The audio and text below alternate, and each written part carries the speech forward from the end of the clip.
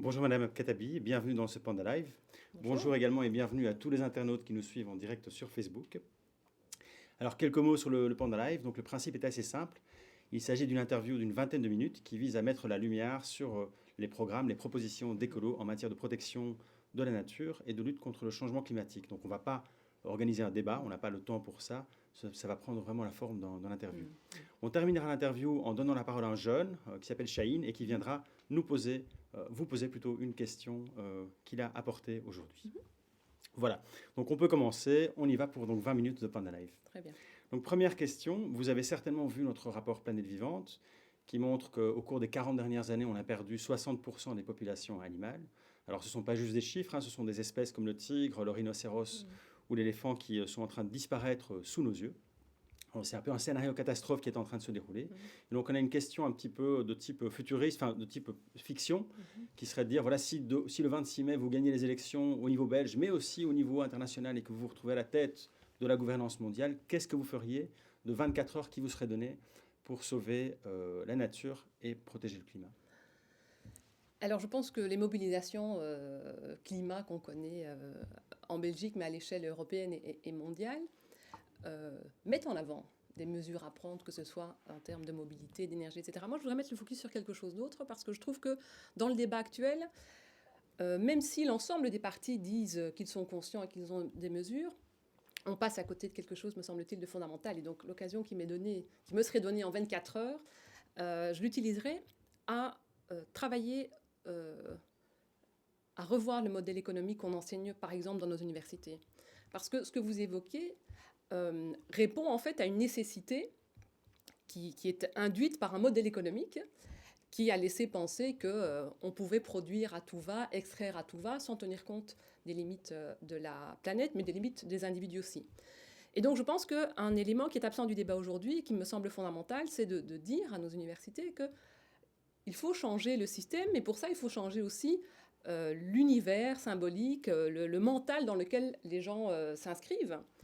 Et donc de telle sorte que les générations futures aient des comportements qui soient des comportements positif pour l'environnement sans qu'il n'ait l'impression de faire un quelconque sacrifice. Aujourd'hui, on le voit, moi je suis toujours étonnée d'entendre des politiques qui ne se sont jamais préoccupés de la question environnementale et climatique et qui se moquent de la jeunesse dans la rue en leur disant « oui, vous êtes dans la rue, mais en même temps, vous prenez l'avion et en même temps, vous utilisez votre téléphone ». Donc moi, je renvoie cette question alors à ces politiques-là en leur disant « mais quel monde est-ce que vous avez créé? Dans quel monde est-ce que ces jeunes évoluent ?» Eh bien oui, ils évoluent dans un monde où on dit à cette jeunesse « vous existez à travers votre consommation ».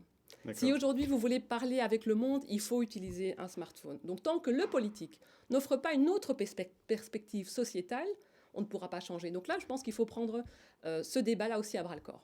Donc l'éducation, c'est un changement qui se passe sur le temps long. Ici, on va revenir sur des choses un peu plus concrètes. Ce sont les élections qui vont se tenir le 26 mai prochain et qui ont trait donc à réélire les parlements fédéraux et régionaux. Et donc la question ici, de façon plus concrète, parce qu'on est quand même face à un problème qui est urgent, la question du changement climatique et de la perte de biodiversité ne peut pas attendre le temps long. Et donc la question qu'on a à poser, et qu'on posera d'ailleurs à tous les partis politiques, c'est quelles seront vos deux grandes priorités pour préserver la nature et lutter contre le changement climatique si demain vous arriviez au pouvoir après les élections fédérales et régionales du 26 mai prochain? Alors il y a deux leviers, il y en a d'autres, il y en a plein d'autres, mais deux leviers auxquels je pense. Un que je mettrai en lien avec ce que je viens d'évoquer sur la question économique, c'est faire en sorte que le modèle de l'économie circulaire, j'expliquerai ce que c'est, devienne le modèle par défaut qui est soutenu par l'autorité publique. Donc aujourd'hui, on est dans un modèle économique linéaire, c'est-à-dire on extrait, on produit, on consomme, on jette, et puis on recommence.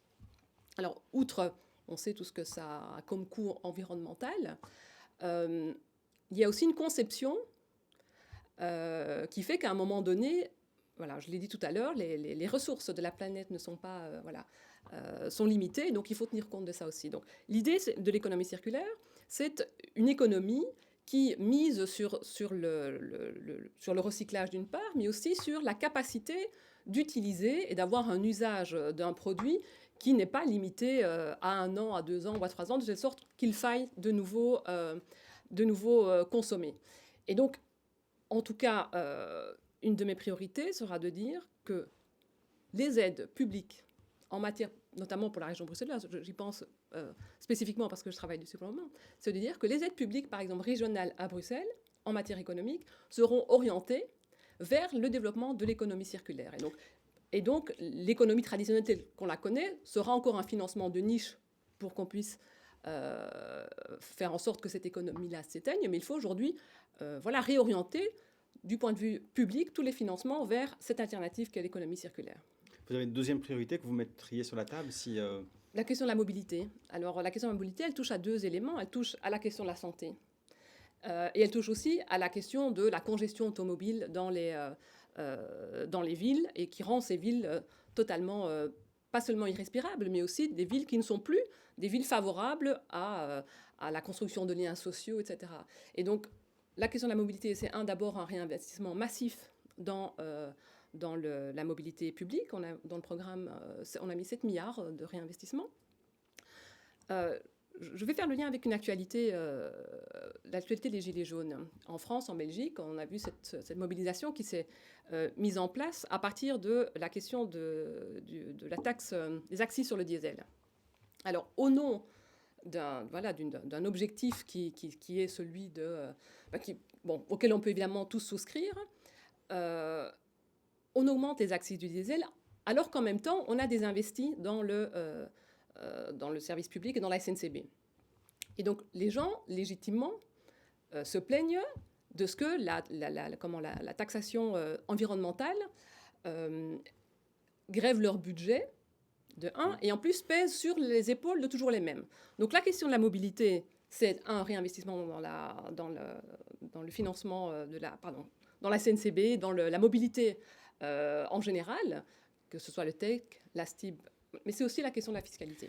On en vient justement à la question de la fiscalité qui était justement l'objet de la question suivante, qui concerne les aides que l'État octroie aux énergies fossiles. Oui. Donc on a sorti une étude il y a quelques semaines qui démontre que l'État belge octroie 2,7 milliards d'euros par an sous la forme de réduction fiscale, on va dire. Tout à fait. Ça concerne en grande partie la mobilité, mais aussi le logement. Pour prendre un exemple très concret, un ménage qui a une voiture de société perçoit environ un peu moins de 500 euros par mois sous la forme d'avantage fiscal, alors qu'il n'y a que 13% des ménages qui en bénéficient. Par ailleurs, l'État investit un peu moins de 100 euros par mois et par ménage dans les transports en commun. Et donc on a sorti une série de propositions très concrètes qui permettraient de sortir, en tout cas d'arrêter les aides aux énergies fossiles, ce qui est d'ailleurs un engagement que la Belgique a pris à travers différents accords internationaux, dont celui de Paris. Et donc, on aimerait avoir votre opinion sur deux propositions qu'on a mis sur la table. Qui est la première, c'est le démantèlement de l'avantage pour les voitures de société, tout ça à horizon 2025. Et la deuxième, c'est de démanteler aussi les avantages qui sont octroyés au mazout de chauffage. Donc, les propositions qu'on fait dans le cadre de cette étude, c'est ce qu'on appelle un phasing out, donc une sortie des aides au pétrole à horizon 2025. Oui. Donc, voilà votre position sur ces deux propositions. Donc, je vais commencer par la deuxième, par le mazout. Donc, en effet, je pense que l'État doit désinvestir et ne plus subsidier les énergies fossiles. Mais à côté de ça, je pense qu'on ne peut le faire que si on propose des alternatives et si on accompagne les ménages les plus précarisés. Donc, j'évoquais tout à l'heure, par exemple, la taxe, les accises sur le diesel. On ne peut pas augmenter la taxe diesel et en même temps diminuer l'investissement dans le service public. Donc, les deux vont de pair. Sur la question des voitures de société... Justement, comment est-ce que vous faites pour que l'internaute qui va être confronté à la... Comment est-ce que vous feriez pour que cette mesure puisse être bien acceptée par la population? Et donc, par exemple, investir massivement dans les économies d'énergie via une alliance qu'on appelle l'alliance emploi-énergie, faire en sorte que le bâtiment, que le public le plus précarisé qui vit aujourd'hui, par exemple, dans des passoires énergétiques, qui parfois est celui aussi qui se chauffe au mazout, puissent habiter dans des habitations qui ne sont plus des passoires énergétiques, de telle sorte que leur facture globale diminue. Voilà. Et donc, à terme, permet alors aussi de faire en sorte que des alternatives puissent être trouvées pour eux aussi. Sur la question des voitures de société, donc, nous différencions la voiture salaire de la voiture professionnelle. Donc, on sait qu'il y a des indépendants, les infirmières, etc. Donc, on fait la différence entre les deux. Alors, nous prônons la fin des voitures salaires, ce qu'on appelle les voitures salaires.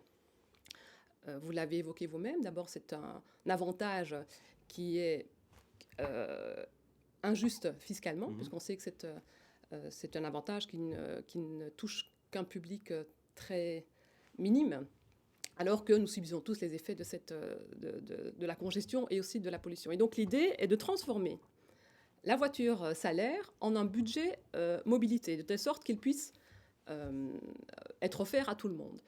J'ajoute ici que, d'une part, il y a évidemment une discussion à avoir large, notamment avec les syndicats, mais donc je vois la mobilisation syndicale aujourd'hui sur les questions climatiques, et donc j'imagine, et je n'ose imaginer qu'ils ne seront pas à côté de nous dans la négociation, parce qu'évidemment, il faudra un phasing out dans la négociation pour faire disparaître cet avantage fiscal. Et j'ai envie de dire aussi que les personnes aujourd'hui qui nous disent, enfin qui s'indignent de notre volonté de supprimer les voitures salaires, sont aussi ceux qui se plaignent de la congestion automobile. Voilà. Et donc on sait, vu le nombre de ces voitures salaires, la part qu'elles prennent dans cette congestion automobile. Et donc à un moment donné, la suppression de la voiture salaire ou alors l'augmentation des accès diesel doivent aussi, pour augmenter l'acceptabilité des mesures, s'accompagner d'un investissement tel dans le transport public qu'il devienne plus efficace, que l'ensemble du territoire soit desservi, pour qu'en effet les personnes puissent faire un transfert modal qui leur permette de circuler de manière tout à fait fluide. Je pense que les positions du coup sont assez claires pour les internautes.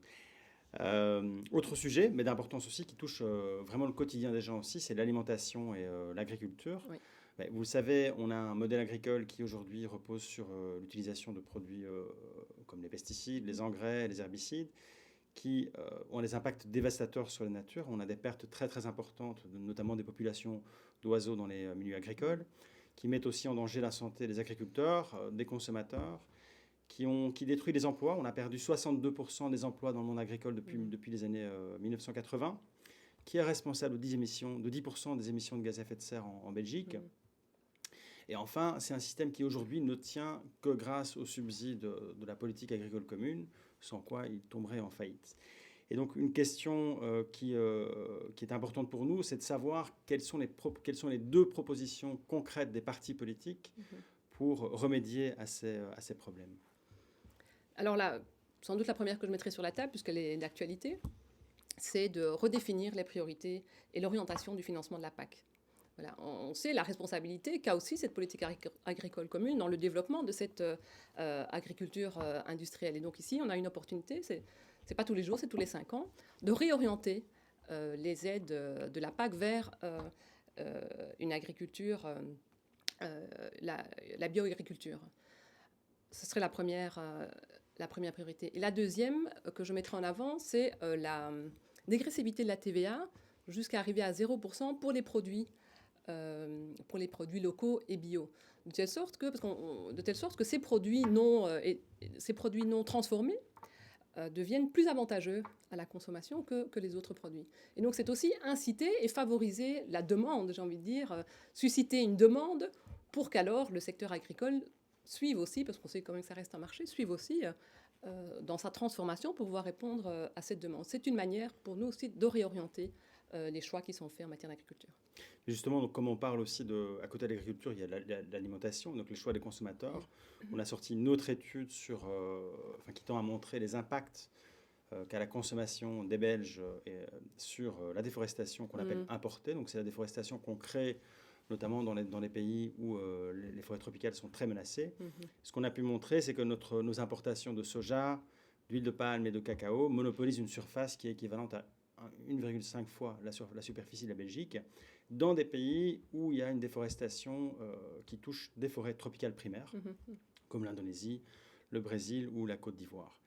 Et donc la question que l'on souhaite soumettre aux partis politiques, c'est que finalement, quelles mesures politiques concrètes vous proposeriez pour qu'on change d'une part les modèles de production en Belgique, mais aussi pour que le consommateur puisse acheter par exemple une barre de chocolat en étant relativement certain qu'il ne crée pas de la déforestation en faisant ça.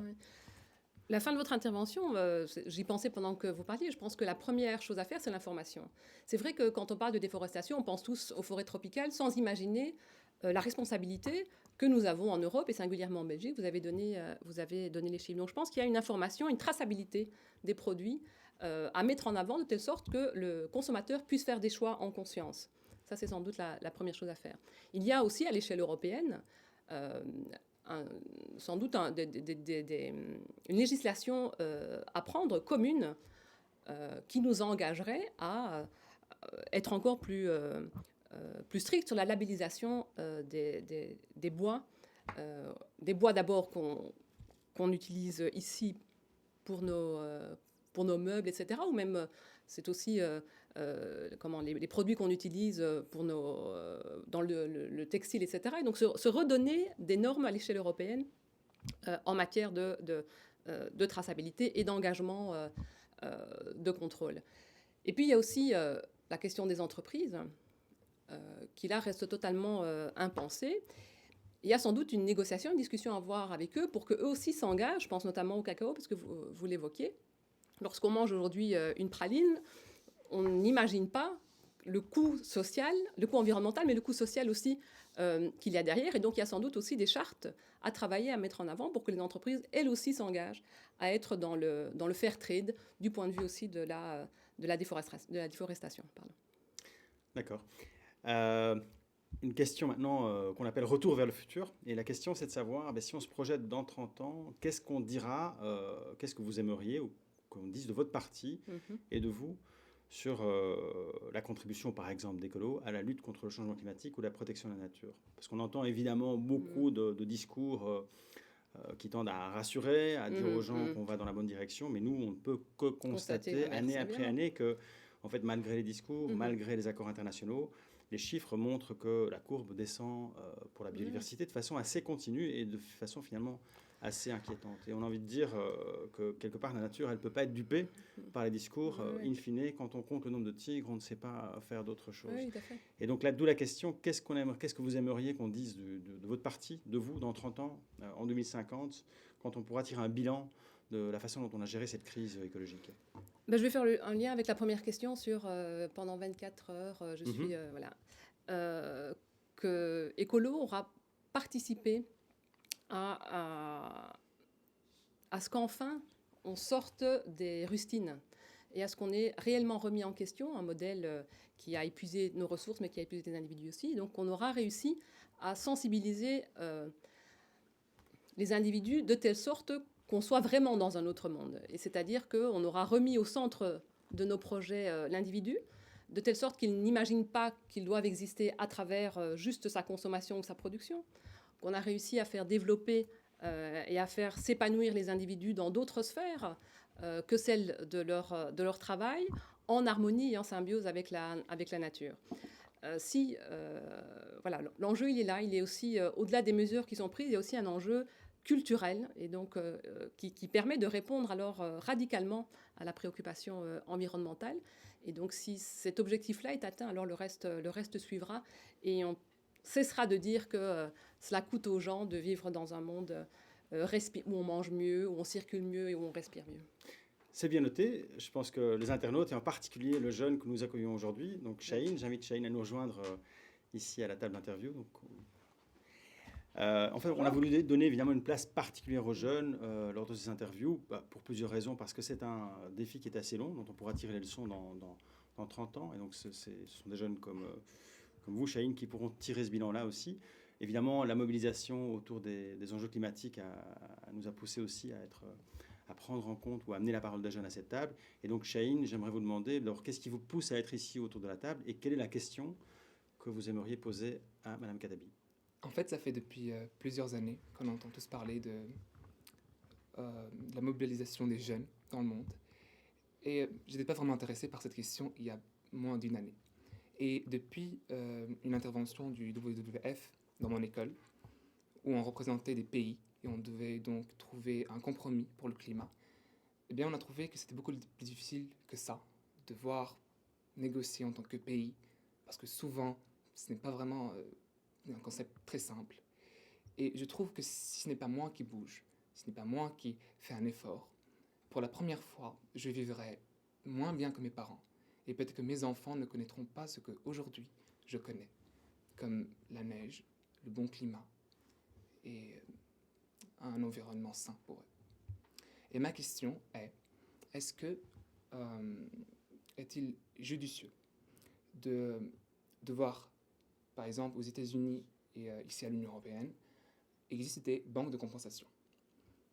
Ces banques de compensation émettent des crédits qui permettent à des sociétés de raser une forêt en Wallonie à condition de la reconstruire, de la replanter, par exemple en Picardie en France, tant qu'elle a la même valeur économique. Donc, est-il judicieux de donner une valeur économique, une valeur tout court à la forêt pour la sauver? Donc, voilà. Alors c'est vrai que moi je suis plutôt opposée à ces marchés parce que en fait ça permet de continuer dans le système tel qu'on le connaît aujourd'hui. Or c'est ce système-là qui met à mal notre environnement. Et donc non, moi je ne suis pas favorable à ces marchés parce qu'ils s'inscrivent dans les règles du modèle économique que je dénonçais au début et qui permettent, voilà, qui ne sont pas une solution. Alors vous le disiez vous-même, hein, les pays du Sud qui ne polluent pas vendent leur capacité de pollution aux pays les plus riches et ça ne remet rien en question fondamentalement. Donc je pense qu'il faut mettre fin à ces systèmes-là pour arriver à une diminution globale de la pollution et pas seulement voilà, aller chercher un droit de tirage en fait, sur une pollution sans qu'on ne fasse rien pour diminuer sa propre participation à cette pollution. Donc je pense que voilà, c'est une mauvaise réponse à un vrai problème. D'accord. Merci beaucoup. Merci Chahine, merci Madame Kadabi d'avoir Merci. participé à ce Panda Live. Merci à tous les internautes de nous avoir suivis. Alors sachez que cette vidéo sera disponible très prochainement sur notre site web www.wwf.be. Merci et bonne journée.